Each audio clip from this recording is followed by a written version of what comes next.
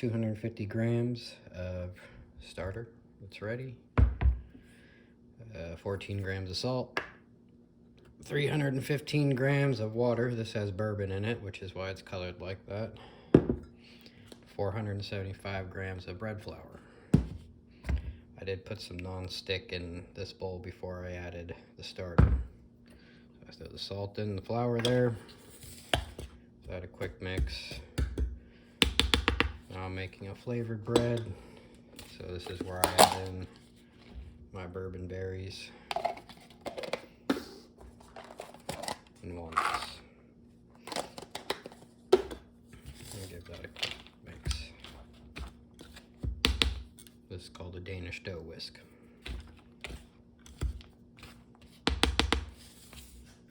Want to make sure your water is about 80 degrees, 75, 80. Pour that in there. Piece of vanilla floating around. And just mix the starter into the liquid.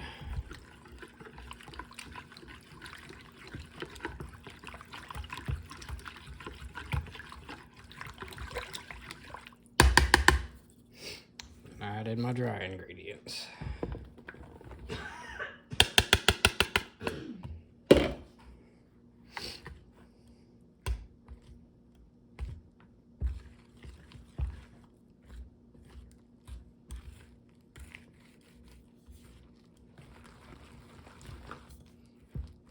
Gonna get a rough looking dough.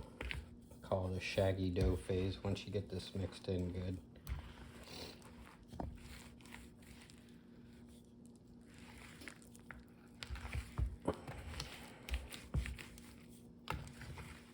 Should have did a time-lapse video. So I keep bumping the damn camera.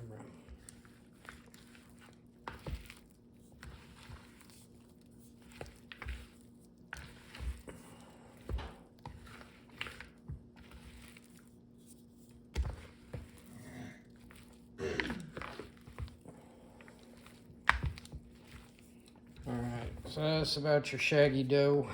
Looks like that, kind of shaggy looking.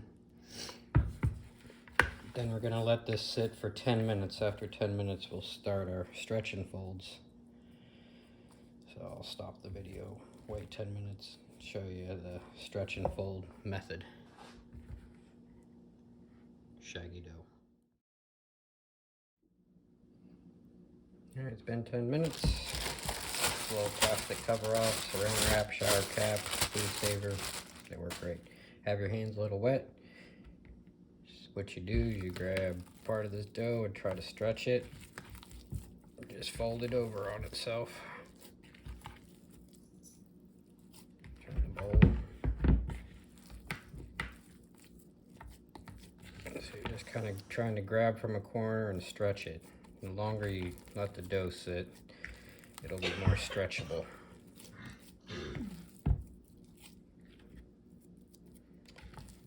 So I do this every 10 minutes. Every 10 to 15 minutes, 5 to 6 times. I've made good bread. Only stretching and folding a couple times. Made good bread, stretched and folding a fuck ton of times. That's all you do. So I'll take it out and just fold it over itself. After a few stretch and folds, just throw it back in the bowl, rinse your hands off, throw your plastic cover on, let it sit for another 10 minutes. I'm not going to record every single one of these. I'll go back on my last stretch and fold in about an hour and go from there. Done this about 5 times. This could be the last stretch and fold before we put it in the oven to rise. There's the dough. You can see it definitely is more stretchy. Stretch to the center. Stretch to the center. I'm just trying to fold these all into the center. And you see your hands stay a lot cleaner once the dough sets a little better. I just do a little folding motion like this, losing some of my ingredients. It happens. Throw them back in the center there. Then once I'm done with all the stretching and folding, I have this bin. It's a little wet.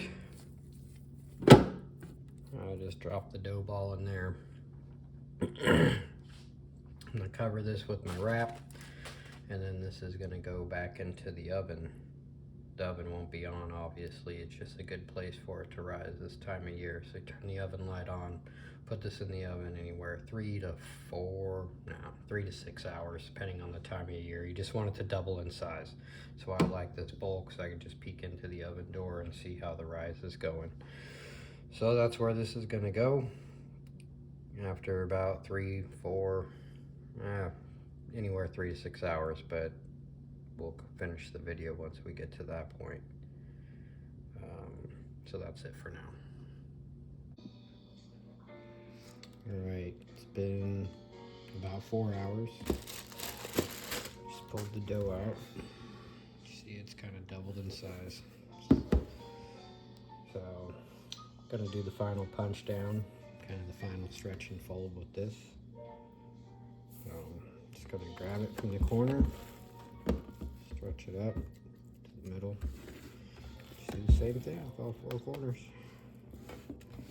Should be a real airy, fluffy dough.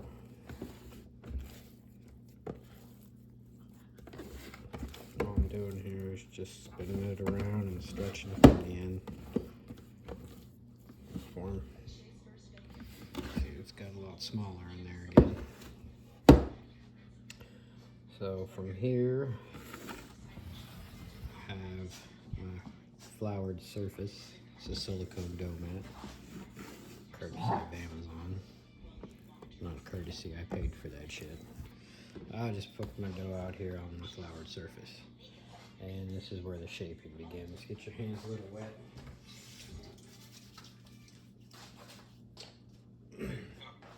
And I'm just gonna start stretching and folding this to the middle. Kind of gently pressing down. You'll hear and feel some air get out there.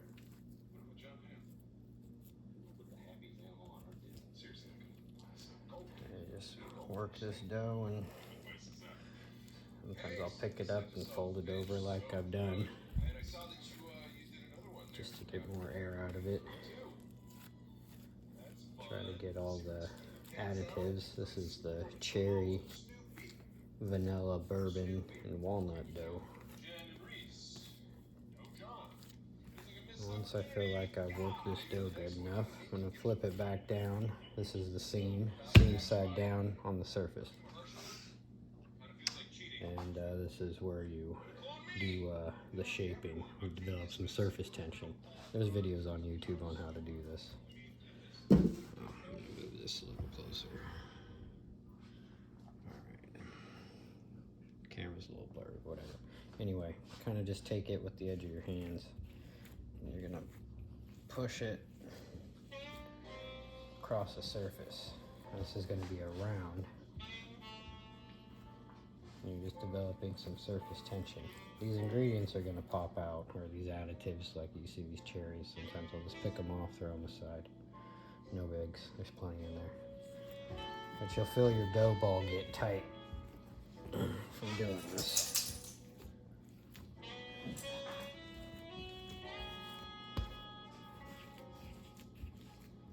And you're just going to build some surface tension. Once you're happy with it and the pre-shape, call it just a pre-shape, that looks pretty good to me. I have a Banneton basket, special bread proofing basket you can buy. Have it generously dusted with rice flour. Get that in the Winco bulk bins or at Moore's Flour Mill. Rice flour doesn't form gluten, so it won't stick. You don't have to have a Banneton basket, but they're nice. So that's all pre-seasoned and ready to go. So I'm gonna grab this dough here and flip it, the seam side back up, because this is the top of my bread when it comes out of the basket, which you'll see. So I just grab it, flip it in there like so. There's a lot of berries and stuff on that bottom end, so I might do a little bit of shaping in here like that.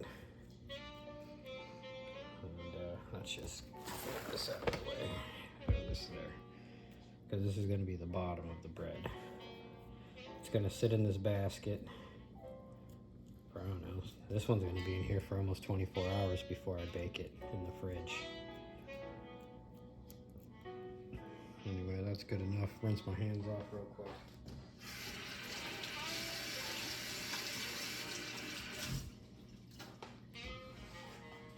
And the last thing I'll do before I actually put this into the fridge, so I'm going to dust it with some rice flour on the top surface. Cover it with my wrap, and that's it till we bake.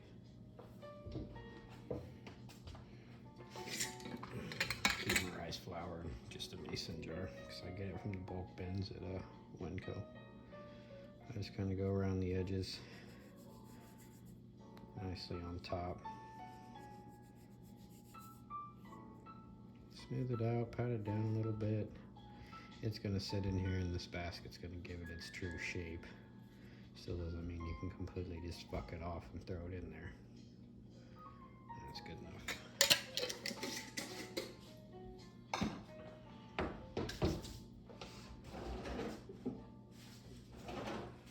And now I just take my little food wrap saver, stretch that across the basket. Takes a few times. Patience.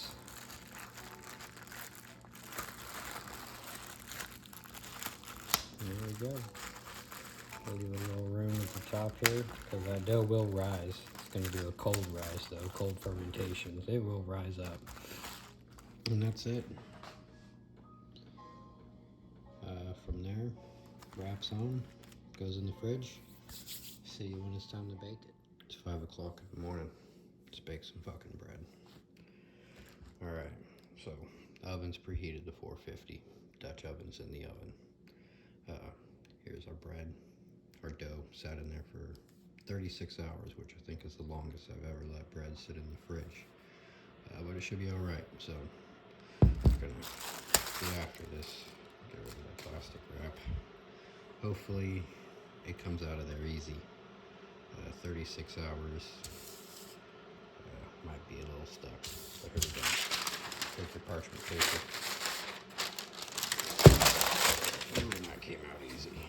So there's your bread. Dough. This is called a bread lame or lam. It's for scoring bread. Alright, there's the blade.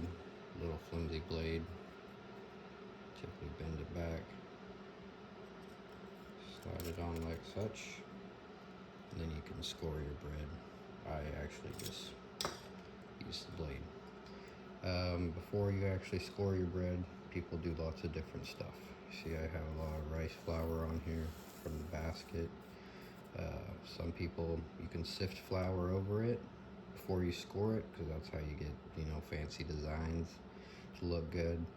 Some people spray it with water, some people paint it with milk to make it brown. I suck at scoring bread still, so I'm not doing any of that shit this morning. But whatever you do, when you go to score, you know, we want quick motions. You don't want to be dragging this blade to the dough. But so what I'm gonna do for this one, I think, is just take the blade, quick cut down the middle, and come over here.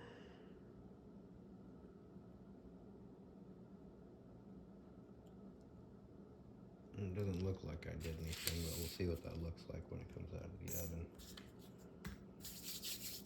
So I think we're ready to throw this thing in the Dutch oven. Let's go. Dutch oven, just pulled it out of the oven. It is hot. It's the best way to make it.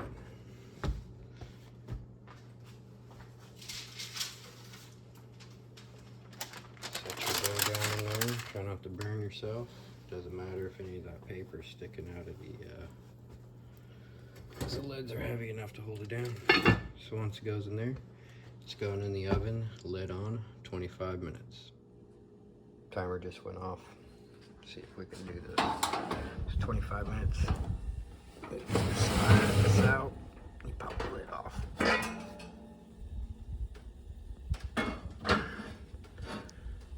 then you slide that back in. 15 more minutes. Been 15 minutes. Blur all this off. Spread out.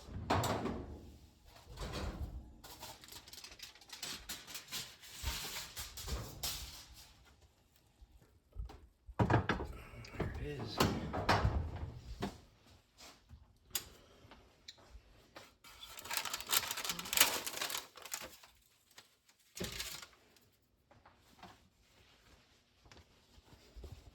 Spaced over.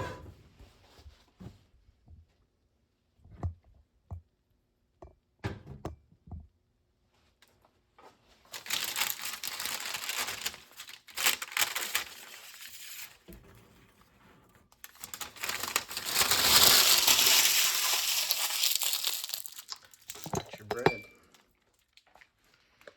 That is a bourbon cherry walnut sourdough. Didn't come out too bad. See those little cuts I did on the side? Didn't do jack shit. Still looks good. Gonna take it to work.